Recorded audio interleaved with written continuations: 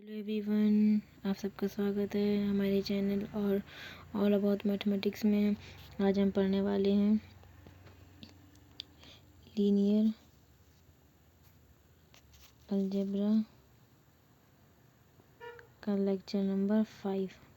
ठीक है, तो हमने फाइनाइट जनरेटेड वेक्टर स्पेस देखा था। आज हम non finite generated vector space देखेंगे। तो आप हमें अपना फीडबैक देते रहिए, कमेंट सेक्शन में बताते रहिए कि कैसी आपको वीडियो लगी, आपको और क्या चाहिए, आपको कोई और सब्जेक्ट भी पढ़ना है तो वो भी पढ़ा देंगे। तो आज हम बात करते हैं non finite vector generated vector space. इसमें क्या है, vector space over a field F. ठीक है, तभी पहले वेक्टर स्पेस पढ़ाया था, हर जगह ये आएगा। ठीक है, इस does not exist any finite subset, मतलब यहाँ पर कोई भी फाइनाइट सबसेट एग्जिस्ट नहीं करना चाहिए। जैसे वहाँ पे फाइनाइट सबसेट एग्जिस्ट करता था, यहाँ पे फाइनाइट सबसेट एग्जिस्ट नहीं करना चाहिए। ठीक है, और वहाँ पे भी ये कंडीशन बन रही थी, वहाँ पर भी कंडीशन बन रही थी कि वी एस जो है वो वी के इक्वल होना चाहिए। तो then vector space of V is called non finite generated vector space. मतलब फाइनाइट वेक्टर जनरेटेड स्पेस जो होता है वो same non finite vector generated space भी होता है, बस वहाँ फाइनाइट नंबर्स होते हैं या इनफाइनाइट नंबर्स होते हैं, दोनों सेम होता है। बस जिसमें फाइनाइट आ जाए, समझ लीजिए, जिसमें फाइनाइट आ जाए, जहाँ पे आके रुक जाए बातचीत या एक सेट रुक जाए, फाइनाइट आ जाए, फाइनाइट, तो वो फाइनाइटली जनरेटेड वेक्टर स्पेस आ जाएगा। जो इनफाइनाइट हो जाए वो infinite vector generated vector space हो जाएगा। ठीक है, एक इसका एग्जांपल लेते हैं। इसमें वी ओवर आर जो है, इसमें वी जो है पी आर है। पी आर क्या है, set of all polynomials whose constant coefficient from R, मतलब जिसके कोफिशिएंट्स आर से हैं और फील्ड जो है वो रियल नंबर है। ये आर क्या बता रहे हैं, रियल नंबर कोफिशिएंट्स हैं इसके। कोफिशिएंट्स क्या है, zero x zero plus x1 a1 plus a2 x के पावर 2 ये 1 है plus and so on an xn, जो 0 1 2 3 4 इस तरह से चलेगी। तो ये रियल कोफिशिएंट्स होंगे, कॉम्प्लेक्स नहीं आएंगे। तो इसका जो सेट है, पिछली बार भी बताया था कि ये आएगा। ठीक है, उसमें जो होता था यहाँ तक आता था फाइनाइट जनरेटर वेक्टर स्पेस में, क्योंकि ये जो नंबर हमारे फाइनाइट हैं, या यहाँ तक भी आएगा तो भी फाइनाइट है, लेकिन ये यहाँ तक जा रहा है प्लस इन्फिनिटी तक, इसके इनफाइनाइट नंबर है। जब इनफाइनाइट नंबर है तो इनफाइनाइट वेक्टर जनरेटेड स्पेस में जाएगा ये। ठीक है, तो यहाँ पर क्या है, यहाँ पे लिखा हुआ एस एस इनफाइनाइट सेट, तो यहाँ पे जो एस बनेगा हमारा वो पी आर बनेगा। पी आर पी क्या है, polynomials whose coefficient from real number. ये हमने निकाला था पिछली बार जब हमने ये इतना सेट के सॉल्व किया था, तो इसकी वैल्यू कितनी आई थी, वी आई थी। वी क्या था, पी एन आर। ठीक है, तो यहाँ पे वही है सेम। ठीक है, तो इसकी वैल्यू वी आई, वी मतलब पी आर आई, और ये इनफाइनाइट है तो हो गया इनफाइनाइट वेक्टर जनरेटेड स्पेस। ठीक है, एक और क्वेश्चन लेते हैं। इसके आए, इसमें जो वेक्टर स्पेस है वो आर क्यों है, क्या है, वी ओवर आर जो है, जिसमें वी है वो आर है और एफ जो है वो क्यों है। ठीक है, तो इसमें क्या है, इसमें जो एस बनेगा वो एस जो देखो इनफाइनाइट आ रहा है, जो हमारे इरेशनल नंबर्स होते हैं वो इनफाइनाइट होते हैं, तो जो सेट बना हमारा वो इनफाइनाइट बना। जब ये इनफाइनाइट है और अनकाउंटेबली इनफाइनाइट है, एक तो काउंटेबली इनफाइनाइट होता है, एक अनकाउंटेबली इनफाइनाइट होता है, तो ये तो अनकाउंटेबली इनफाइनाइट हो गया, तो ये हो गया नॉन फाइनाइट मतलब इनफाइनाइट। जनरेटेड वेक्टर स्पेस, ठीक है। ये जो है एस जो है वी के बराबर आ रहा है, एस है वो वी के बराबर आ रहा है, वी के बराबर आ रहा है और इनफाइनाइट है, तो ये non finite generated vector space की कैटेगरी में आ गया। अब लीनियर सम क्या होता है? लीनियर सम, अब जानते हैं लीनियर सम के बारे में। Vector space over the field F, ठीक है। अब हम लोग कहते हैं एक है W1, एक है W2, दो सब स्पेस हैं V ओवर एफ के, दो सब स्पेस हैं और W1 और W2 उसमें क्या है, इसको इस तरह लिखा जा सके W1 प्लस W2, मतलब पहला जो एलिमेंट हो W1 का हो, दूसरा जो एलिमेंट हो W2 का हो। इसको W1 W2 क्या है, ये सब स्पेस है, ये सब स्पेस है किसका, V ओवर एफ का, मतलब V ओवर एफ के दो सब स्पेस है W1 और W2, इन दोनों को सिंपली ऐड करना, ऐड करके लिख देना ही लीनियर सम होता है, ठीक है। इसको किस तरह, इस तरह से लिखा हुआ है, ठीक है। इसमें क्या है, ये W1 पहला एलिमेंट W1, ये छोटा W लिखा है स्मॉल W1, मतलब W1 पहला एलिमेंट, स्मॉल वन कौन सा है, W2।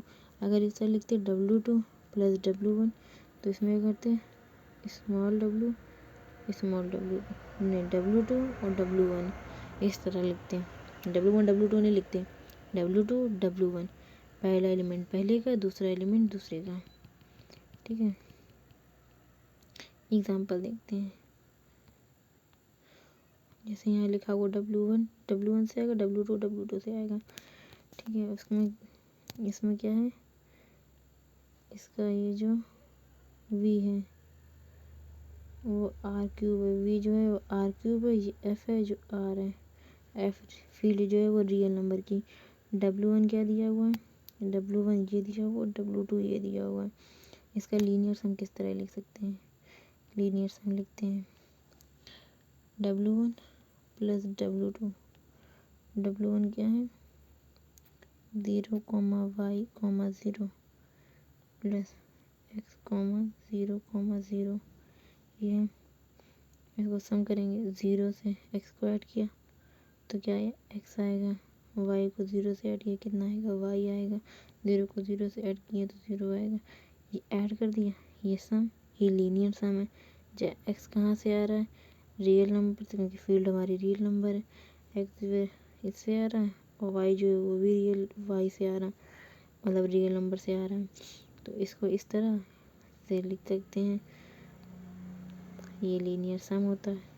इसको इस सेट के फॉर्म में इस तरह से लिखेंगे, ठीक है।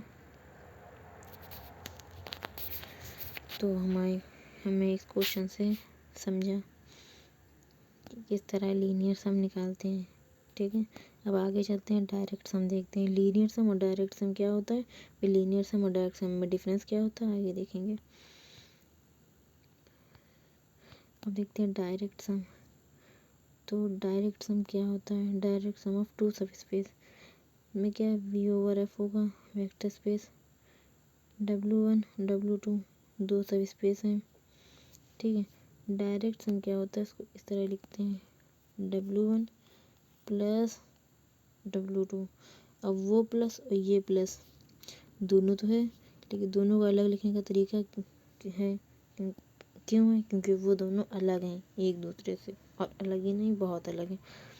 तो क्या है इसकी definition, every element of V can be written is uniquely as the sum of element of W1 W2, मतलब W1 और W2 का जो सम है उसे यूनिकली लिखा जा सके, सम ऑफ एलिमेंट ऑफ W1 और W2 यूनिकली एक्सप्रेस होने चाहिए या यूनिकली रिटर्न होने चाहिए, वो डायरेक्ट सम कहलाते हैं। यह यूनिक नहीं होता, ये यूनिक नहीं होता, ये यूनिक होता है।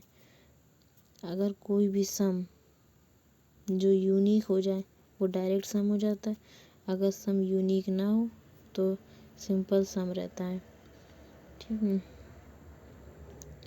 अब ये देखते हैं एग्जाम्पल के तौर पे, पहले ये W1 लिया, ये W2 लिया, इसको ऐड करेंगे x 0 एक्स हो जाएगा, 0y 0 हो जाएगा, ये 0 हो जाएगा, तो एक्स वाई जेड 0 हो गए, एक्स वाई जेड 0 हो गए, तो ये तो वी हो गया, ये जो आया ये लीनियर सम हो गया। ठीक है, और अब हम बात करते हैं डायरेक्ट सम की। एक्स वाई जेड को किस तरह लिख सकते हैं, एक्स जेड और वाई अलग अलग करके लिख दिया। ठीक है, वाई मतलब वाई को अलग कर लिए, इन दोनों के साथ 0 कर लिया, तो इन दोनों को ऐड करो क्या, एक्स 0 एक्स हो जाएगा, ये वाई हो जाएगा और ये जेड आ जाएगा सम होके। ठीक है, तो इसको लिख लिया हमने, ये हमने इसको ऐसे लिखा अपने समझने के लिए। अब इसको जो सम आए उसको डायरेक्ट सम कैसे लिख सकते हैं। Here the element of V can be written as uniquely. अब वी के एलिमेंट को यूनिकली लिख दिया, तो ये जो W1 बना, ये जो W2 है, ये डायरेक्ट सम है, डायरेक्ट सम है W1 W2। ठीक है, अब इसको नहीं लिख सकते, कैसे देखो, यहाँ पर एक्स वाई जेड लिखे हैं, इसको क्या है ए बी सी भी लिख सकते थे, तब भी ये लीनियर सम ही रहता, ये यूनिकली एक्सप्रेस नहीं है। जबकि यहाँ पे ये जो डायरेक्ट सम बन रहा है ये यूनिक है। ठीक है, तो ये जो है डायरेक्ट सम हो गया और वो लीनियर सम हो गया। अब देखते हैं दोनों में डिफरेंस क्या है, किस तरह से। इसमें क्या है देखो, एक्स वाई 0 और 0 वाई जेड, इसमें क्या करेंगे, इनका सम करेंगे तो एक्स आएगा, ये वाई वाई वाई मतलब दोनों को ऐड करेंगे तो 2y आएगा, या y/2 लिख सकते हैं, दोनों को ऐड करेंगे तो y आ जाएगा, और ये z, इन दोनों को सम किया तो ये एक्स वाई जेड आ रहे थे, यहाँ पर 0 होगा, यहाँ पर 0 होगा। ठीक है, यहाँ पर x आया, सम किया y आया, यहाँ z आया, तो एक्स वाई जेड जो v बना, इसको किस तरह लिख सकते हैं, इसको लिख सकते हैं x y/2 0 y/2 z, इसको सम करेंगे तो ये x आएगा, ये y/2 y हो जाएगा और ये z हो जाएगा। ठीक है, तो एक तरह से ये, दूसरी तरह से क्या, x लिख दिया, इसको x लिख दिया, दोनों को 0 कर दिया, y और z लिख दिया, ये 0 कर दिया, इन दोनों को ऐड करेंगे, x 0 x हो जाएगा, ये y हो जाएगा, ये z हो जाएगा। ठीक है, और ये तीसरा तरीका देखो, ये x हो गया, ये y हो गया, ये z हो गया। देखो लीनियर सम को हमने 3 तरह से लिख दिया, जो हमारे ये लीनियर सम बन रहे थे ये 0 है, तो W1 W2 के जो लीनियर सम बन रहा था v, इसको हमने 3 तरह से लिख दिया, 1 2 3। जबकि जो हमारा डायरेक्ट सम यहाँ पे बना, देखना ये देखो x है, दोनों को ऐड करेंगे, दोनों को y और ये z, तो x y z बन गया। अब यहाँ पे x लिखा, ये 0 0, इसको 0 y z। अब यहाँ पे हेयर्स ओनली वन वे, अब यहाँ पे सिर्फ एक तरीका है, यहाँ पे W1 और W2 डायरेक्ट सम में लिखे जाएंगे, तभी ये दोनों ऐड होंगे, तभी ये x y और z बनेगा। ठीक है, ये डायरेक्ट सम है, इसको कई तरह से लिख सकते हैं, वो हमारा लीनियर सम होता है। ये समझा दिया। अब इन दोनों का रिलेशन देख लेते हैं। डायरेक्ट सम जो इम्प्लाई करता है लीनियर सम को, अगर किसी का डायरेक्ट सम लिखा जा सकता है, इसका मतलब है उसका लीनियर सम भी लिखा जा सकता है। ठीक है, अगर किसी का लीनियर सम नहीं लिखा जा सकता तो वो जो होता है उसका डायरेक्ट सम भी नहीं लिखा जा सकता। किसी का लीनियर सम नहीं है तो डायरेक्ट सम भी नहीं। लीनियर सम छोटी चीज़ है, डायरेक्ट सम उसकी बड़ी चीज़ है, उसका बड़ा है, मतलब उसका सेट मान लो, वो लीनियर सेट। लीनियर सम जो होता है वो छोटी चीज़ है, डायरेक्ट सम उससे बड़ा चीज़ है। लीनियर सम जो कंडीशन बनती है दोनों का सम करने की, तो डायरेक्ट सम में एक कंडीशन और ऐड आ जाती है कि वो जो होता है, वो जो सम है वो यूनिकली एक्सप्रेस होना चाहिए। ठीक है, तो लीनियर सम अगर नहीं है, अगर पहली कंडीशन फेल कर रही है तो दूसरी कंडीशन पे जाएंगे नहीं, मतलब डायरेक्ट सम भी नहीं होगा।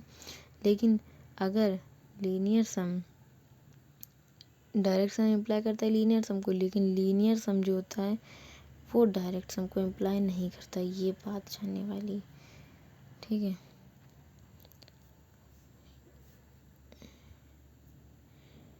जैसे कि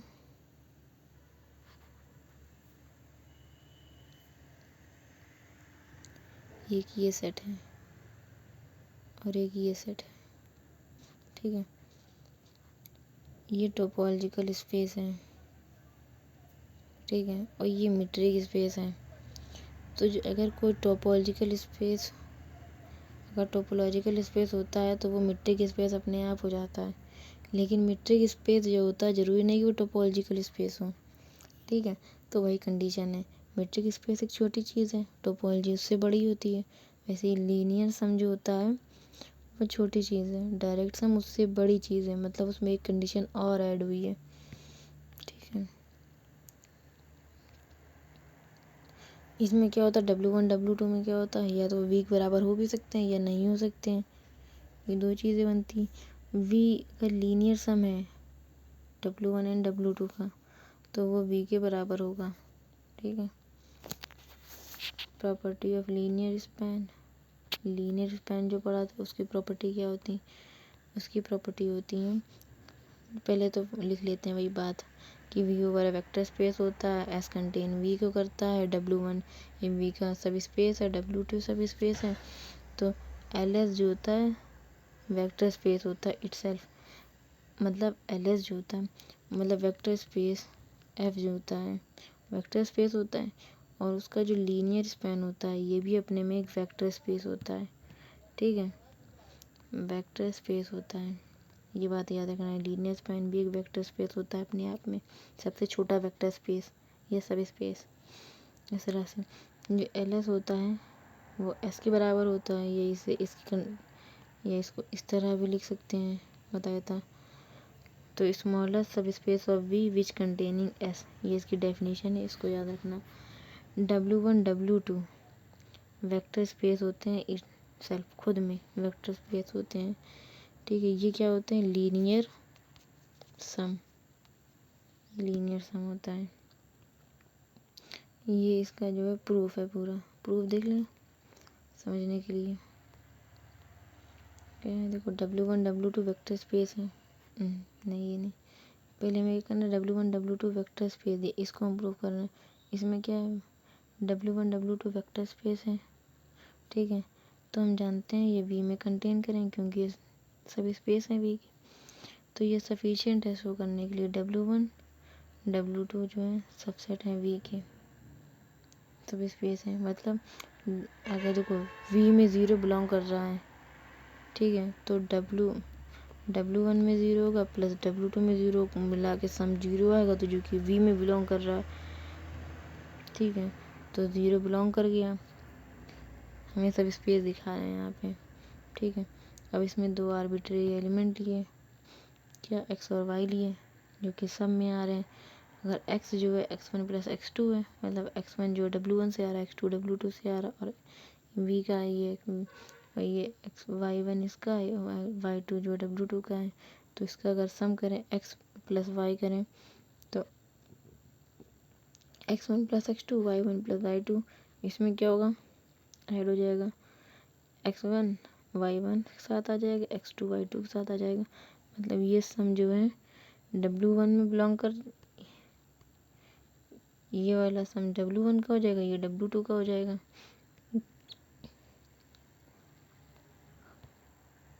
तो ये W1 में बिलोंग कर गया, ये W2 में बिलोंग कर गया। अगर ये W2 में बिलोंग करेगा तो ये V में बिलोंग कर जाएगा। सिमिलरली अब हम लोग देखते हैं तीसरी कंडीशन। तीसरी क्या थी सब स्पेस चेक करने की, तीसरी थी कि उसका आर्बिट्री मल्टीपल भी उसमें आए। तो x जो है अल्फा x1 करेंगे, x की वैल्यू क्या है, x1 प्लस x2 है, x1 प्लस x2 है, तो इससे अंदर मल्टीप्लाई हो जाएगा क्योंकि स्केलर है, alpha x1 plus alpha x2 हो जाएगा। अल्फा x1 W1 में बिलोंग कर, अल्फा x2 W2 में बिलोंग कर जाएगा। तो यहाँ ये प्रूफ हो गया कि V के भी सबसेट है, सब स्पेस है W1 प्लस W2, ये समझ गए। अब फोर्थ पॉइंट देखते हैं कि W1 प्लस W2 मतलब लीनियर सम जो है V के बराबर है। तो vector space V is a linear sum of two subspace, मतलब जो लीनियर वेक्टर स्पेस होता है ये दो सब स्पेसों का लीनियर सम होता है। ठीक है, मतलब ये एक ये और एक ये क्या है, ये W1 है, W2 है। इन दोनों का अगर लीनियर सम लेंगे तो ये V मिल जाएगा। ये V क्या है, ये पूरा सेट है, ये बताया गया है। और ये फिफ्थ कंडीशन क्या है, डायरेक्ट सम जो होता है V the direct sum of two subspace W1 W2, मतलब ऐसे ही डायरेक्ट सम होता है वो भी दो सब स्पेसों का डायरेक्ट सम होता है V। ठीक है, तीसरी थ्योरम देखते हैं, दो थ्योरम देख चुके हैं। तीसरी थ्योरम क्या होती है, vector space over a field F। तो इसमें W1 W2 दो सब स्पेस हैं। ठीक है, subspace of V then following statement equivalent. अगर V के दो सब स्पेस हैं W1 और W2 तो ये जो कंडीशन है एक दूसरे के बराबर है, मतलब V W1 प्लस W2 बराबर है और W1 intersection W2 zero singleton set zero है और V जो है W1 का डायरेक्ट सम है W2 के।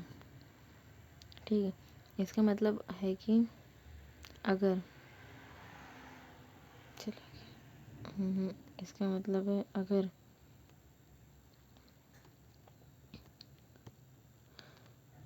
V जो W1 W2 मतलब उसका लीनियर सम और सिंग डायरेक्ट सम तो ये लिखा जा सके कि वेक्टर स्पेस को अगर ऐसा है, ठीक है, तो ये सिंगल्टन सेट ज़ीरो होगा। प्रूफ देखते हैं,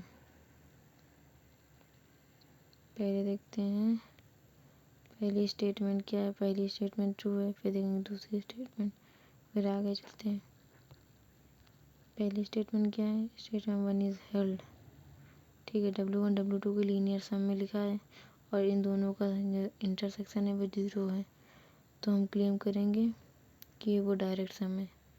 ठीक है,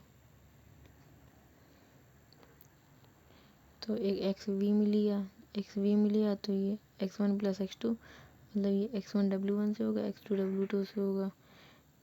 ठीक है, इसको ये दिखाएंगे लीनियर सम है, तो इसके एज्यूम करेंगे अल्फ़ा जो है वो A1 A2 तो A1 W1 से आएगा, A2 W2 से आएगा। x1 x2 जो है A1 A2 बराबर होगा। ठीक है, और फिर ये A1 इधर आएगा और ये x2 उधर जाएगा, ऐसा होगा। तो x1 माइनस A1 इक्वल हो जाएंगे A2 माइनस x2 के। इसमें जो होगा ये W1 से बिलोंग कर जाएगा, ये W2 से बिलोंग कर जाएगा। इनका माइनस का मतलब क्या है, इनका इंटरसेक्शन W1 इंटरसेक्शन W2 में बिलोंग कर जाएगा। ठीक है, ये जो है W1 इंटरसेक्शन W2 में बिलोंग कर जाएगा, ये भी W2 में बिलोंग कर जाएगा। दोनों W1 W2 में बिलोंग कर जाएगा, मतलब दोनों जो है सिंगल्टन सेट सिर्फ ज़ीरो ही था, तो मतलब ये दोनों ज़ीरो बराबर हो जाएंगे। ये ज़ीरो बराबर हो गए, ये भी ज़ीरो बराबर हो जाएगा क्योंकि इसकी वैल्यू सिंगल्टन सेट ज़ीरो थी तो ये उधर जाएगा, तो x1 A1 के बराबर हो गया, x2 A2 के बराबर हो गया। मतलब कि इसे यूनिकली एक्सप्रेस किया गया था तभी उन दोनों की वैल्यू आई।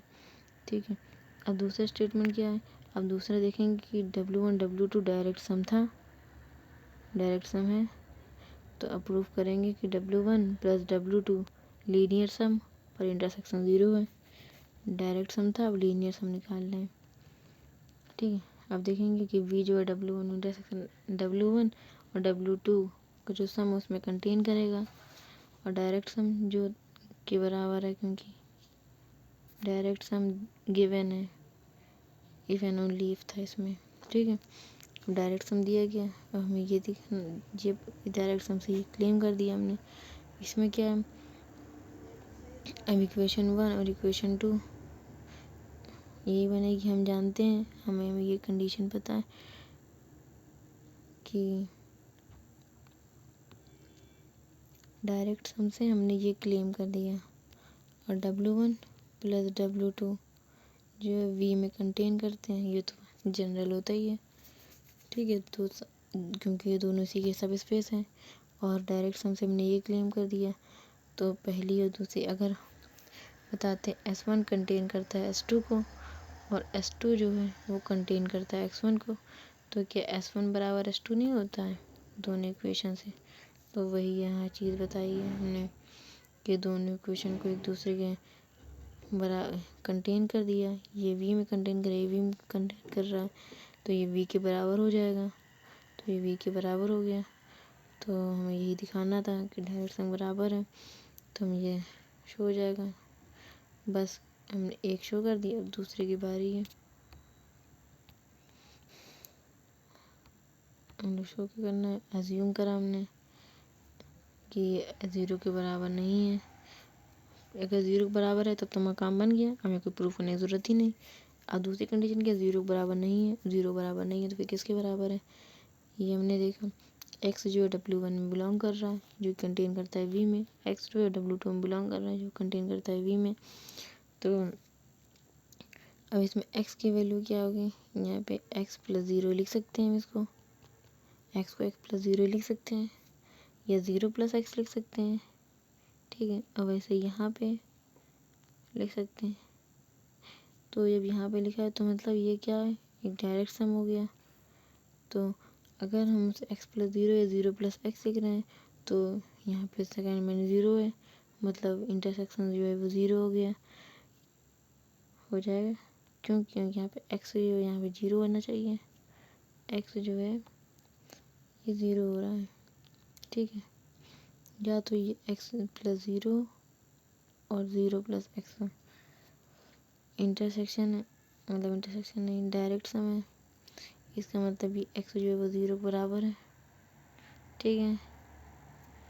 विच कंट्राडिक्शन, हमारा जो असम्पशन था कि 0 नहीं है, तो वो कंट्राडिक्ट कर गया। तो हमारा जो हमने माना था कि गलत है, मतलब वो सही है, मतलब कि ये इंटरसेक्शन 0 बराबर है। तो इसमें क्या था, एक बार फिर से देख लो, W1 W2 लीनियर सम, और ये है तो डायरेक्ट सम होगा। अगर डायरेक्ट सम है तो जाहिर सी बात है ये और ये होगा, ठीक है। ये प्रूफ हो गया। अब लीनियरली इंडिपेंडेंट और डिपेंडेंट सेट देखते हैं। लीनियरली इंडिपेंडेंट क्या होता है, लीनियरली इंडिपेंडेंट इसमें क्या होता है, जो हमारा लीनियर स्पैन बनता है, ये लीनियर कॉम्बिनेशन अगर 0 के बराबर आ जाए, 0 के बराबर आ जाए तो उसे लीनियरली डिपेंडेंट करते हैं। लेकिन ये जितने भी स्केलर्स हैं, x1 alpha 1 alpha 2 and so on alpha n, ये सभी स्केलर 0 के बराबर ना हों, ठीक है। जितने स्केलर जितने भी फील्ड से ले रहे हैं, अल्फ़ा i जो फील्ड से बिलोंग कर रहा है, वो सारे अल्फ़ा i's जो हैं वो 0 ना हो, लेकिन उनका सम जो है वो 0 हो, तो उसे बोलते हैं लीनियरली डिपेंडेंट, ठीक है। Linearly dependent not scalars are 0, ठीक है। ये जो अल्फ़ा i's हैं वो फील्ड से होने चाहिए। अगर ऐसी ये 3 कंडीशन है, क्या लीनियर कॉम्बिनेशन उनका 0 होना चाहिए, लीनियर कॉम्बिनेशन 0 होना चाहिए, लेकिन सभी स्केलर 0 नहीं होने चाहिए, ठीक है। देखते हैं ऑल स्केलर्स, अगर सभी स्केलर्स जो है 0 हो गए तो उसे लीनियरली इंडिपेंडेंट बोल देंगे, ठीक है, याद रखना। अब देखते हैं जो हमारे वेक्टर्स हैं जो कि V से बिलोंग कर रहे थे, इसमें कुछ फील्ड से स्केलर लेते हैं, इसका लीनियर कॉम्बिनेशन बनाते हैं। लीनियर कॉम्बिनेशन होता है यहाँ तक अंत तक के, ये लीनियर कॉम्बिनेशन है, ये 0 हो जाए इसकी दो कंडीशन है, या तो ये सारे अल्फाज जो हैं वो ज़ीरो हो तो ज़ीरो होगा, या तो सभी अल्फाज ज़ीरो ना हो। ठीक है, अगर यहाँ पर at least one scalar which is non zero, मतलब कम से कम एक स्केलर जो है वो नॉन ज़ीरो हो। ऑल स्केलर, यहाँ पे क्या at least one scalar non zero, तो वो LD हो जाएगा। अगर ऑल स्केलर्स ज़ीरो है तो LI हो जाएगा, LI हो जाएगा। ठीक है, मतलब कम से कम अगर एक भी स्केलर में ज़ीरो नहीं मिलता है, मतलब सभी ज़ीरो हो जाते हैं, तो LI होगा। अगर सभी ज़ीरो नहीं होते हैं, कोई भी एक जो है कोई वैल्यू दे देता है, तो हमारा LD हो जाएगा। एग्ज़ाम्पल देखते हैं। एग्ज़ाम्पल क्या है, ये हमारा देखो, ये क्या अल्फ़ा वन, x1 कितना 1,0 प्लस अल्फ़ा टू ये कितना है 0,1 प्लस अल्फ़ा थ्री कितना है 1,1। अब इसको दिखाना है कि लीनियरली डिपेंडेंट है या इंडिपेंडेंट। किस तरह दिखाएंगे, alpha one 0 plus 0, alpha two plus alpha three plus alpha three. ठीक है, तो ये सबको ऐड करेंगे तो अल्फ़ा वन प्लस यहाँ से 0, यहाँ से अल्फ़ा थ्री। ठीक है, फिर यहाँ से क्या आएगा 0 plus alpha two plus alpha three, ये आया।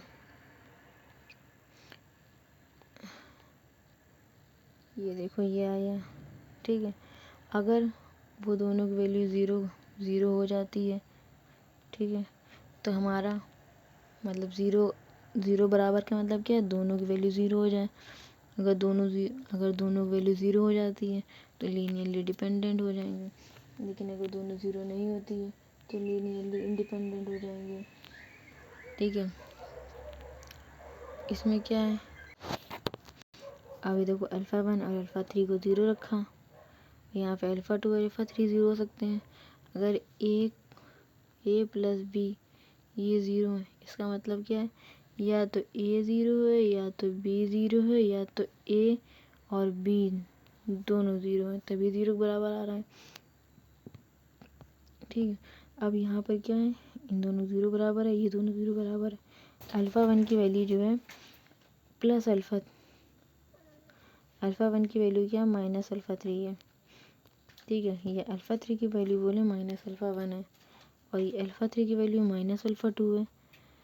इसका क्या मतलब, अल्फ़ा ये दोनों साइड बराबर है तो अल्फ़ा वन अल्फ़ा टू बराबर हो जाएंगे, यहाँ से वन माइनस माइनस कैंसिल हो जाएगा, अल्फ़ा वन बराबर अल्फ़ा टू हो जाएंगे। अल्फ़ा वन अल्फ़ा टू बराबर है माइनस अल्फ़ा थ्री है। तो this is not necessary that all scalars are zero. For example मतलब 1 1 1 हो सकते हैं। या सेकंड मेथड देखें, ये समझने में थोड़ी दिक्कत हुई हो या नहीं समझ में आ रहा हो तो सेकंड मैट्रिक मेथड देखते हैं, जो कि बहुत ही आसान होती है। इसमें क्या है, इसमें देखो ये x1 ये x2 और ये x3 है, इन सबको कॉलम वाइज उतार लेंगे।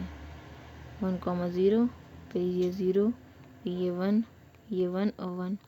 अब हम लोग देखते हैं कि प्राइवेट एंट्री एक ये यहाँ पर 2 1 मिल रहे, मतलब ये दोनों है लीनियरली इंडिपेंडेंट है और ये लीनियरली डिपेंडेंट है।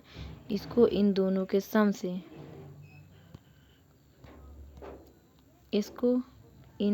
सम से बनाया जा सकता है। अगर इन दोनों का सम करें तो ये 1 1 हो जाएगी, बनाया जा सकता है। तो लीनियरली डिपेंडेंट है। डिपेंडेंट कौन सी है, डिपेंडेंट x3 वाली है। ठीक है, ये दोनों डिपेंडेंट नहीं है। इसमें क्या होगी, ये अल्फ़ा हो जाएगी, 0 0 अल्फ़ा, ये सब अल्फ़ा, ये सब ये जो है लीनियरली डिपेंडेंट हो गई हमारी। अगर ये लीनियरली डिपेंडेंट ना होती तो ये हमारे सब लीनियरली इंडिपेंडेंट हो जाती, तो लीनियरली डिपेंड कर गई। ये दूसरा क्वेश्चन देखते हैं। PNR दिया गया है, PNR n की वैल्यू यहाँ 3 है, मतलब x की वैल्यू यहाँ 3 तक जाएगी, मतलब एक बार 0, 1 और 2 तक जाएगी। ठीक है, देखो ये दिया गया है, पॉलिनोमियल भी दिया गया, इसे LILD चेक करना है। तो अल्फ़ा 1 x1 ये x1 है, ये x2 है, ये x3 है, अल्फ़ा 2 x2 अल्फ़ा 3 x3। इसको लिखिए अल्फ़ा 1 ये अल्फ़ा x1 और ये अल्फ़ा 2x ये अल्फ़ा 3x।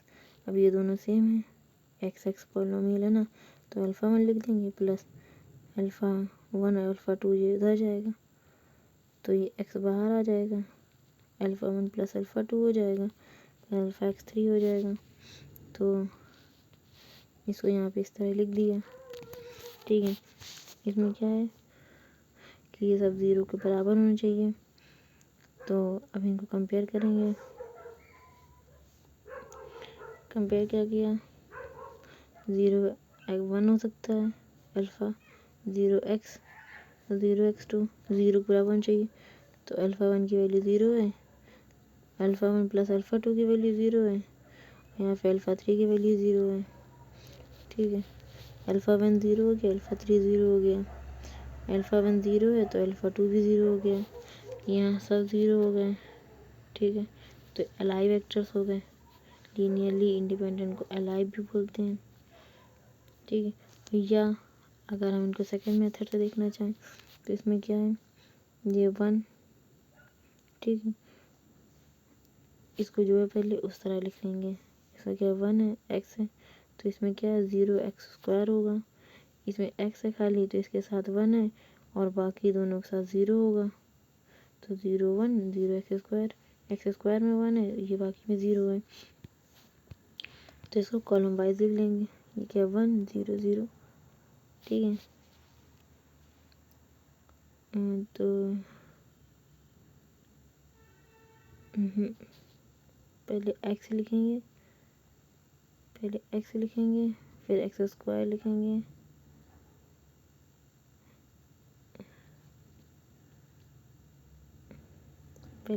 लिखेंगे, फिर x² लिखेंगे, फिर 1 लिखेंगे। ठीक, तो पहले 1 1 0 लिख ली, फिर 0 1 0 लिख ली, देखो 1 1 0 1 1 0 0 1 1 0 1 0 1 0 1 0 0 1। यहाँ का रो उठाएंगे, यहाँ कॉलम लिखेंगे, रो को उठाएंगे कॉलम लिखेंगे, रो को उठाएंगे कॉलम लिखेंगे। ठीक है, ये ट्रांसपोज कर लेंगे, ये समझो, ये डायरेक्ट क्या करूँ, डायरेक्ट रो को उठाओ कॉलम में लिख दो, इसकी रो उठाओ कॉलम में लिख दो, इसकी रो उठाओ कॉलम में लिख दो। हम लोग क्या देखते हैं कि हमें प्राइवेट एंट्री देखनी है, तो प्राइवेट एंट्री देखने के लिए हम लोग पहले क्या करें, इक्लॉन फॉर्म में बनाएंगे। इक्लॉन फॉर्म क्या होती है, इसमें 1 होता है, यहाँ पे 0 होता है, ये 0 होता है, ये 0 होगा। ये अगर 2x2 की मैट्रिक्स है तो 1 0 0 1, ये होती है इक्लॉन फॉर्म, मतलब लोअर ट्रायंगुलर मैट्रिक्स जो है ये 0 होनी चाहिए। ठीक है, तो इक्लॉन फॉर्म होती है। इक्लॉन फॉर्म लगाने के लिए क्या यहाँ ऑपरेशन लगाएंगे, ऑपरेशन क्या होगी, R2 जो होता है वो ये दूसरे R को, इसको हमें 0 बनाना है। ठीक है, हमारी इक्लॉन फॉर्म बन जाएगी। इसको थ्रू क्या करेंगे, R2 में R2 माइनस R1 इन दोनों को माइनस कर देंगे तो ये 0 हो जाएगा, ये 0 होगी। अब हम देखें प्राइवेट एंट्री मिल गई, ये 3 प्राइवेट एंट्री मिल गई, लीनियरली इंडिपेंडेंट हो गए, हमें तो जरूरत ही नहीं पड़ी है अल्फ़ा 1 अल्फ़ा 2 अल्फ़ा 3 वैल्यू निकालने की। थ्योरम 4 देखते हैं। इसमें क्या है, वेक्टर्स पे तो बड़े फील्ड F। ठीक है, ये वहाँ वेक्टर्स हैं, लीनियरली इंडिपेंडेंट होंगे if and only if one of the vector can be written as linear combination of other, मतलब अगर एक को दूसरे के लीनियर कॉम्बिनेशन में लिख सकते हैं तो वो लीनियरली डिपेंडेंट हो जाएंगे। एग्जाम्पल के लिए ये क्या है, अगर एक को दूसरे के combination of other linear combination, अगर एक को दूसरे के लीनियर कॉम्बिनेशन में लिख दिया तो वो जो होंगी लीनियरली डिपेंडेंट हो जाएंगी। ऊपर एग्जांपल में दिखाते हैं, जो भी क्वेश्चन सॉल्व किया हम लोगों ने, कौन सा ये वाला जो क्वेश्चन सॉल्व किया उसमें देखो ये जो x3 वाली, ये तीसरी वाली जो थी, उनको इन दोनों के लीनियर कॉम्बिनेशन में लिख सकते थे। देखो कैसे, यहाँ पे क्या करेंगे, x1 और x2 का लीनियर कॉम्बिनेशन लिख रहे हैं जिनमें a मान ले रहे हैं, ठीक है,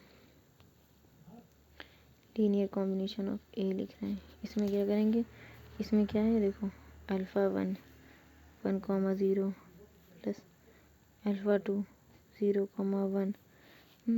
इसमें इसका क्या आएगा, alpha 1 plus alpha 2, linear combination ये आएगा। और अकेला लीनियर कॉम्बिनेशन ऑफ x3 का क्या आएगा, इसका क्या है, अल्फ़ा 1 ले लेते हैं, ठीक है, 1,1।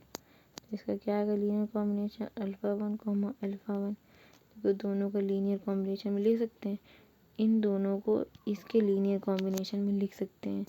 जिसके लीनियर कॉम्बिनेशन में लिख सकते हैं वो हमारा लीनियरली डिपेंडेंट हो जाती है। लीनियरली डिपेंडेंट रो भी बोलते हैं, एक कॉलम बोलेंगे इसको। अगर इस तरह रो में लीनियरली डिपेंडेंस दिखाई दे तो लीनियरली डिपेंडेंट रो हो जाएगी और लीनियरली डिपेंडेंट कॉलम है यहाँ पे हमारे पास, ठीक है। तो ये जो हमारे पास थी, कहाँ गए, ये थ्योरम 4 समझ में आई। अगर एक को दूसरे के लीनियर कॉम्बिनेशन में लिख सकते हैं तो लीनियरली डिपेंडेंट हो जाएगी, सिंपल। अगर नहीं लिख सकते तो लीनियरली इंडिपेंडेंट हो जाएगी। ये इसका प्रूफ है, ठीक है। इसका प्रूफ देखते हैं। वेक्टर लेंगे जो कि एलडी है, ठीक है, इसको लीनियर कॉम्बिनेशन में लिखेंगे, ठीक है। इसमें एटलीस्ट 1 स्केलर तो वो नॉन ज़ीरो हो जाएगा, मान लेते हैं। तो अल्फ़ा आई एक्स आई जो है इसको इस तरह लिख सकते हैं। अल्फ़ा आई एक्स आई जो है वो ज़ीरो नहीं है, ये सब ज़ीरो हैं। अब इसमें क्या करेंगे, अल्फ़ा आई और एक्स आई नॉन ज़ीरो है, तो अल्फ़ा आई जब नॉन ज़ीरो है तो किसी नॉन ज़ीरो क्वांटिटी को हम डिवाइड में भेज सकते हैं। मतलब अगर हम 2/0 नहीं लिख सकते लेकिन 2/1 लिख सकते हैं। 1 जो है नॉन ज़ीरो क्वांटिटी डिवाइड भेज सकते हैं।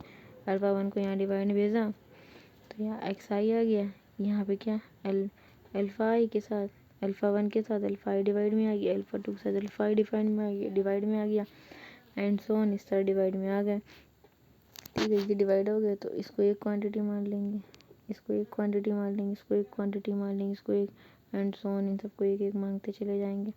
इसको बीटा 1 मान लिया, इसको बीटा 2 बीटा 3 ये सब मान लिया। अब इसमें जो है बीटा 2 मान लिया। तो ये लीनियरली डिपेंडेंट और इंडिपेंडेंट, अब लीनियरली इंडिपेंडेंट हो गया। ये देखो इसे लीनियर कॉम्बिनेशन में लिखा जा सका, ठीक है। अब लीनियरली डिपेंडेंट और इंडिपेंडेंट देखते हैं। इसमें क्या है, वी ओवर है वेक्टर स्पेस ओवर पी डेफ है, ठीक है। एस जो है फाइनाइट सेट है, S is finite set, S is set to be linearly dependent according to the element of set is linearly dependent. अगर लीनियरली डिपेंडेंट बोलेंगे तो उसे लीनियरली डिपेंडेंट सेट एलिमेंट होना चाहिए। अगर लीनियरली इंडिपेंडेंट बोलेंगे तो लीनियरली इंडिपेंडेंट सेट होना चाहिए। तो ये प्रूफ कर दिया, ठीक है। समझ में आया ये बात, ज़्यादा कुछ नहीं किया है। क्या प्रूफ करना था, लीनियरली डिपेंडेंट है तो लीनियर कॉम्बिनेशन में जो लिखा गया एक को दूसरे के लीनियर कॉम्बिनेशन में लिखा जा सका, यहाँ पे लिख के दिखा दिया, ठीक है। और दूसरा देखते हैं ये क्वेश्चन क्या है। PNR दिया गया है, ठीक है, मतलब set of all polynomials with coefficients of real number, ठीक है। इसका मैक्सिमम 2 नंबर तक लिया गया है। एक ये भी लीनियर स्पैन है, ये भी लीनियर स्पैन है, ठीक है। ये क्या है, लीनियरली इंडिपेंडेंट है।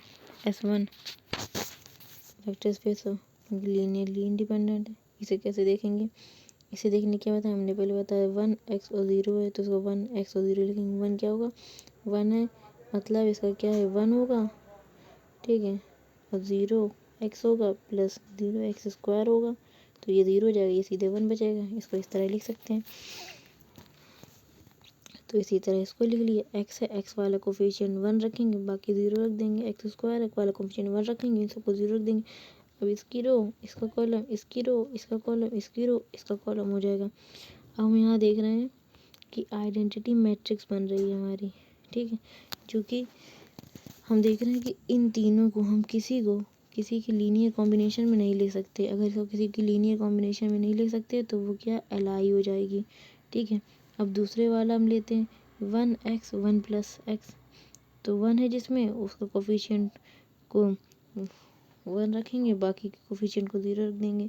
सेम यहाँ करेंगे, सेम यहाँ करेंगे, ठीक है।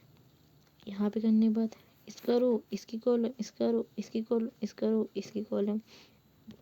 अब हम यहाँ देखेंगे LD है, क्यों, क्योंकि हम इन दोनों के लीनियर कॉम्बिनेशन से ये बना सकते हैं,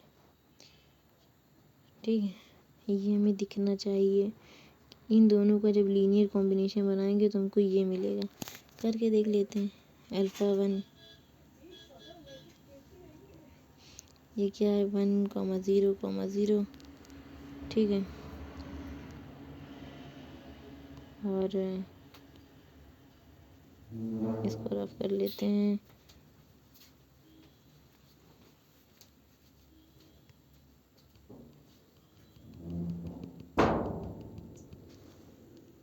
अल्फ़ा 1 1,0,0 प्लस अल्फ़ा 2 0,1,0, ठीक है, प्लस अल्फ़ा 3 1,1,0। तो ये आएगा अल्फ़ा 1 प्लस अल्फ़ा 3, कॉमा, ये आ जाएगा अल्फ़ा 2 प्लस अल्फ़ा 3। अब हमने देखा था ये सेट जो है हमारा लीनियरली डिपेंडेंट बनता है ऊपर वाले क्वेश्चन में। देखो ऊपर वाले क्वेश्चन में ये देखो कहाँ गया, ये देखो सेम बन रहा था, ठीक है। तो ये हमारा LD हो गया। और यहाँ पे मैं दिख भी रहा है कि हम इसको इसके लीनियर कॉम्बिनेशन में लिख सकते हैं, तो LD हो गया, ठीक है। अब केस 2 देखते हैं। S is infinite subset of U और F। अगर एस इनफाइनाइट है तो there if there exist at least one finite subset of S which LD, मतलब अगर कम से कम एक फाइनाइट सबसेट मिलना चाहिए जो कि लीनियरली डिपेंडेंट हो, ठीक है। If every finite subset of S is linearly independent, मतलब एक ऐसा फाइनाइट सबसेट मिलना चाहिए जो कि लीनियरली डिपेंडेंट हो। वैसे ही यहाँ पे फाइनाइट सबसेट मिलना चाहिए जो कि लीनियरली इंडिपेंडेंट हो, ठीक है। तो यहाँ पे लीनियरली डिपेंडेंट, लीनियरली इंडिपेंडेंट ख़त्म होता है। यहाँ के कुछ क्वेश्चन भी कराए हमने। अब हम इसके बाद जो अगला लेक्चर लाएंगे उसमें जो है कुछ क्वेश्चंस कराएंगे, क्वेश्चन प्रैक्टिस कराएंगे और कुछ क्वेश्चन प्रैक्टिस ही कराएंगे। क्वेश्चन प्रैक्टिस कराएंगे, फिर आगे के लेक्चर लाएंगे जब पूरी लीनियर अलजेब्रा जो है ख़त्म हो जाएगी, पूरी समाप्त हो जाएगी। जब हम पूरा उसको पढ़ लेंगे फिर हम PYQs कराएंगे, ठीक है। हम लोग लेक्चर के साथ साथ जो है कुछ क्वेश्चन प्रैक्टिस भी करते चलेंगे, ठीक है। तो question lecture plus question practice, lecture plus question practice, lecture plus question practice होती चलेगी। जब हमारी पूरी लीनियर अलजेब्रा हम कंप्लीट कर लेंगे तो फिर PYQs करेंगे, ठीक है। तो इससे हमारे क्वेश्चन प्रैक्टिस भी होती रहेगी तो हमें समझ में आता रहेगा, हम इसे पढ़ते रहेंगे और हम प्रॉपर नोट्स बनाते रहेंगे और PYQs भी करते रहेंगे। जब हमारे एग्ज़ाम में क्वेश्चन हमें मिलेंगे तो ऑलरेडी हमारे पढ़े हुए होंगे, तो हम हमारे माइंड में जल्दी चीज़ें स्ट्राइक कर जाएंगी और हम जल्दी से क्वेश्चन करके उसे सॉल्व करके उसे अटेम्प्ट करके आ सकते हैं, नंबर ला सकते हैं, ठीक है। क्योंकि नेट में हम सभी चीज़ें नहीं रिकॉल कर सकते, नहीं पढ़ सकते, क्योंकि इतना वाइड सिलेबस होता है और क्वेश्चन जो होते हैं वो अलग अलग तरह के होते हैं। हम क्वेश्चन तभी अटेम्प्ट कर सकते हैं जब उन्हें कम से कम हमने एक बार एग्ज़ाम देने से पहले करा हो, तब उनका पैटर्न समझ में आता हो, फिर हम क्वेश्चन करते हैं। ठीक है, तो ये स्ट्रेटजी होती है। जो नेट का एग्ज़ाम होता है उसमें सभी क्वेश्चन करने भी नहीं होते, कुछ क्वेश्चन छोड़ने के लिए भी होते हैं, क्योंकि कुछ क्वेश्चन जो होते हैं हम लोगों का ज़्यादा टाइम कंज्यूम करते हैं, तो हमें कम टाइम में जिससे ज़्यादा नंबर मिल सके हम वो क्वेश्चन पहले करेंगे, और फिर जो टाइम कंज्यूमिंग क्वेश्चन है उन्हें हम बाद में करेंगे जब हमारे सारे क्वेश्चन हो जाएंगे। ठीक है, ताकि हमें ज़्यादा से ज़्यादा नंबर मिल सके और हम JRF क्लियर कर सकें। ठीक है, तो हम जो है लेक्चर यहीं समाप्त करते हैं, फिर मिलते हैं अगले लेक्चर में, जो कि हमारा क्वेश्चन प्रैक्टिस सेशन होने वाला है। तो हमारे साथ बने रहिए। Thank you everyone.